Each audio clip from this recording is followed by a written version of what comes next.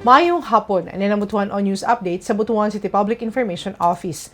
Gipresentar sa local resource institutions Father Saturnino Orius University kang Mayor Lau Fortune o sa mga department heads sa LGU Butuan ang resulta ng 2025 Citizen Satisfaction Index System. Kini usa ka survey nga nagkolekta sa tingog ug opinyon sa mga Butuanon kabahin na sa serbisyo sa lokal nga gobyerno.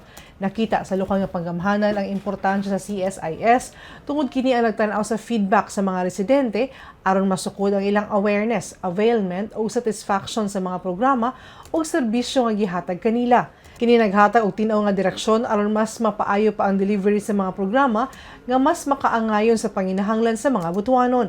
Pakusgan pa sa syudad ang Citizen-Driven Priority Action Plan.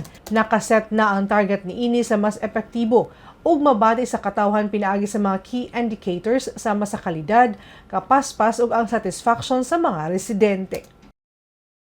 Og makatong update ng adlaw alang sa mga updates, follow yung like official Facebook page, Instagram o subscribe sa YouTube channel sa Butuan City Public Information Office.